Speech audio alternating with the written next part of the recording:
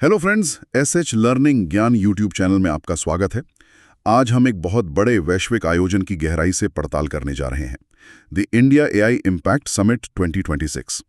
अब ये सिर्फ एक और टेक कॉन्फ्रेंस नहीं थी।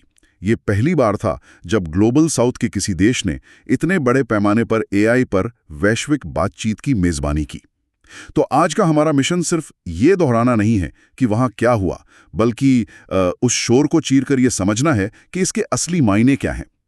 हमारी पड़ताल का आधार है the India AI impact summit 2026, A definitive analysis of global AI governance and the sovereign technology paradigm शीर्षक वाली रिपोर्ट और कुछ अन्य स्रोत। हम बड़ी घोषणाओं, उनके पीछे की रणनीति और उस एक विवाद को भी कुरेदेंगे जिसने सबका ध्यान खींचा। तो चलिए इसे खोल कर देखते हैं। सबसे पहले इस आयोजन के पैमाने को समझना जरूरी है। ये 16 से 20 फरवरी 2026 तक नई दिल्ली के भारत मंडपम में हुआ। और ये मतलब कोई छोटा मोटा जमावड़ा नहीं था। बिल्कुल नहीं। जरा आंकड़ों पर नजर डालिए।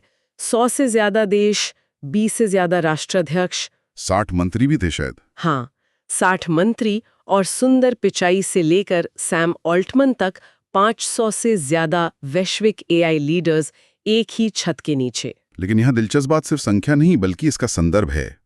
ये यूके, सियोल और पेरिस के बाद इस श्रृंखला का चौथा शिखर सम्मेलन था, पर ग्लोबल साउथ में पहला। और ये एक बहुत बड़ा सांकेतिक बदलाव है। बिल्कुल।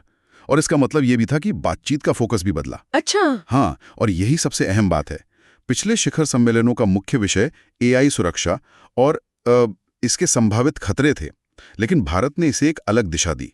इसका आदर्श वाक्य था विजन से एक्शन तक, और थीम थी सर्वजन हिताय सर्वजन सुखाय। मतलब सैद्धांतिक बातों से हटकर प्रैक्टिकल एप्लीकेशन पर जोर। एकदम। यहाँ जोर सैद्धांतिक चर्चाओं से हटकर विकासशील देशों के लिए एआई के व्यावहारिक इस्तेमाल पर था। मतलब एआई से डरने की बजाय इसका इस्तेमाल विकास के लिए कैसे किया जाए, इस पर बात हुई। ठीक है, तो मंच तैयार हो गया। अब बात करते हैं उस दार्शनिक नींव की जिस पर यह समिट टिकी थी। मैंने पढ़ा कि इसे 3 सूत्रों और 7 चक्रों के एक अनूठे भारतीय ढांचे पर बनाया गया था। ये सुनने में तो बहुत बढ़िया लगता है, लेकिन क्या ये सिर्फ आकर्षक शब्द थे या इनका कोई ठोस मतलब भी था? कई बार ऐसी बड़ी बड़ी बातें सिर्फ मार्केटिंग बनकर रह जाती हैं। ये एक जायज सवाल है, और इसी सवाल का जवाब देने के लिए 7 चक्रों का ढांचा बनाया गया था। देखिए, 3 सूत्र तो मार्गदर्शक सिद्धांत थे। पीपल, प्लैनेट और प्रोग्रेस, यानी जन, ग्रह और प्रगति। People, planet, progress. हाँ, पीपल का मतलब एआई मानव केंद्रित हो, प्लैनेट का मतलब ये पर्यावरण के लिहाज से टिकाऊ हो, और प्रोग्रेस का मतलब इसके फायदे सब तक पहुंचे। सुनने में तो ये सिद्धांत बहुत ऊंचे हैं। बिल्कुल, लेकिन इन्हें जमीन पर उतारने के लिए 7 चक्र या वर्किंग ग्रुप्स बनाए गए।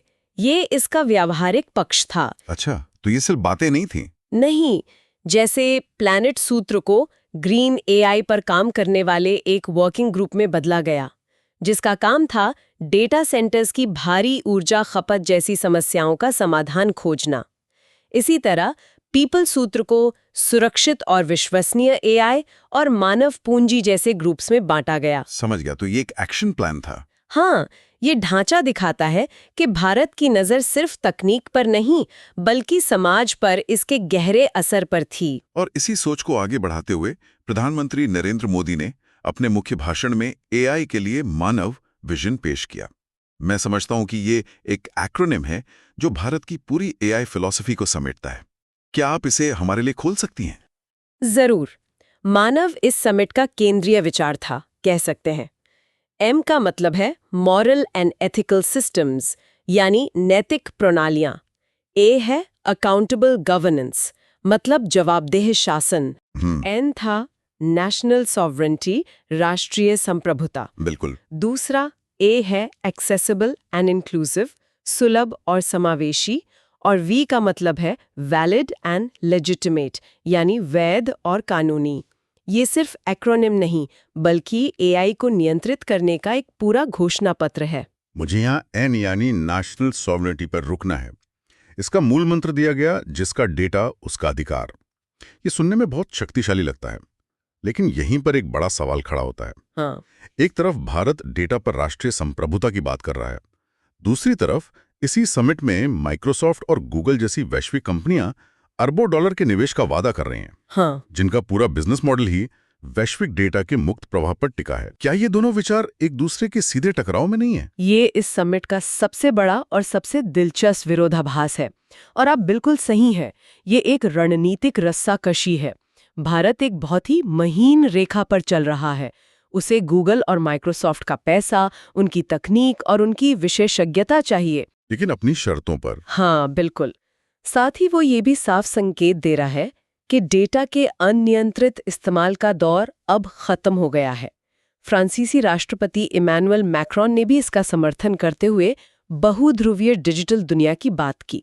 तो इसका जमीनी मतलब क्या होगा? ये कंपनियां भारत में कैसे काम करेंगी? इसका मतलब है कि भविष्य में होने वाले निवेश शायद कुछ शर्तों के साथ आएंगे, जैसे भारतीय नागरिकों का संवेदनशील डेटा भारत की सीमाओं के भीतर ही प्रोसेस और स्टोर किया जाए। डेटा लोकलाइजेशन जिसे कहते हैं। सही कहा।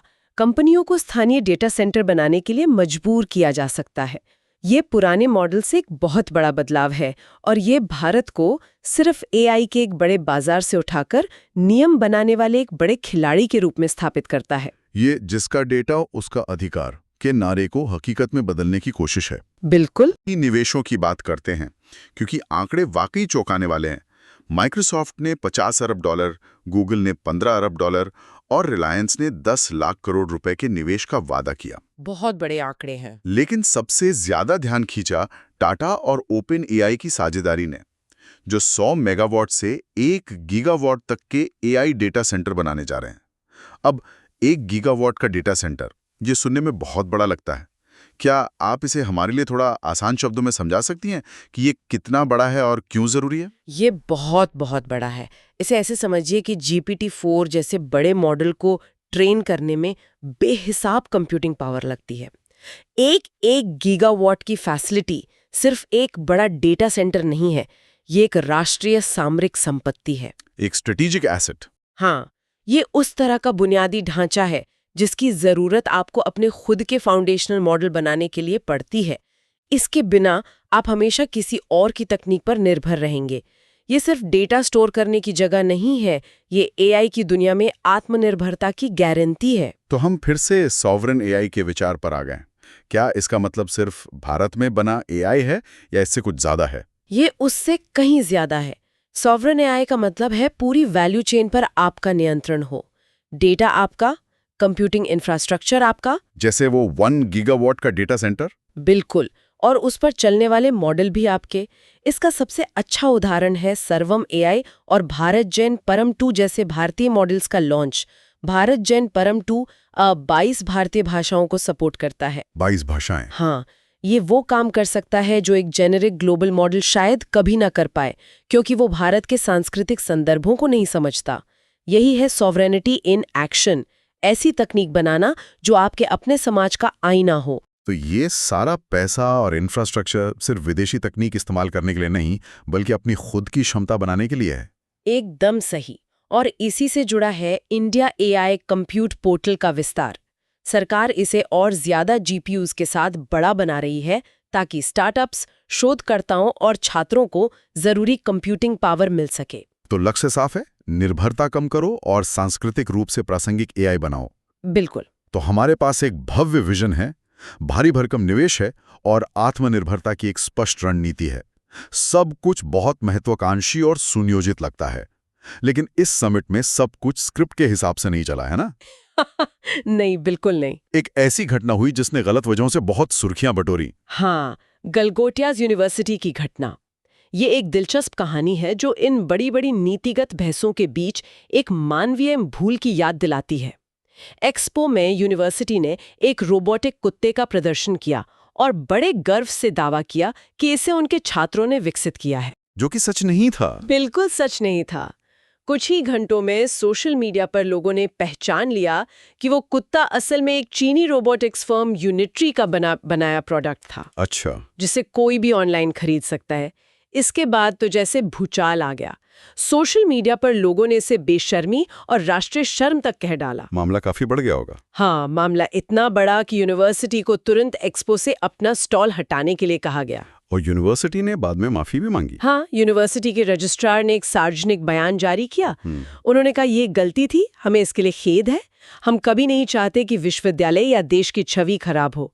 ये घटना दिखाती है कि इतने बड़े वैश्विक मंच पर जहां आप इनोवेशन का प्रदर्शन कर रहे हो, एक छोटी सी चूक भी कितनी बड़ी बन सकती है। सही बात है।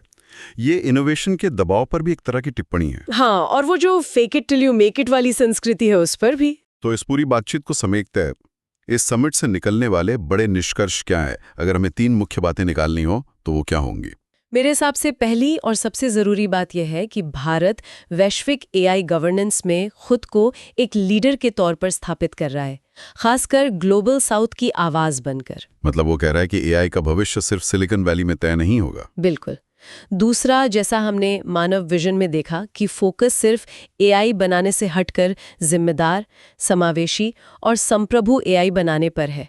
तकनीक सिर्फ शक्तिशाली नहीं होनी चाहिए, बल्कि सिद्धांतों पर आधारित होनी चाहिए। ठीक है। और तीसरा, जैसा कि निवेशों से जाहिर है, स्थानीय बुनियादी ढांचे और प्रतिभा का निर्माण करने पर जबरदस्त जोर है। ये सिर्फ विदेशी कंपनियों के लिए एक बाजार बनने की बात नहीं है, बल्कि design in India, develop for the world के विचार को हकीकत में बदलने की कोशिश है। तो इन सब का सार एक ही शब्द में है, एआई का लोकतंत्रीकरण। हाँ, एआई का लोकतंत्रीकरण, इसे थोड़ा और समझाइए। इसका लक्ष्य है नागरिकों को एआई के सिर्फ उपयोगकर्ता से निर्माता बनाना। आप इसे युवाओं के लिए युवाई जैसी प्रतियोगिताओं में देख सकते हैं।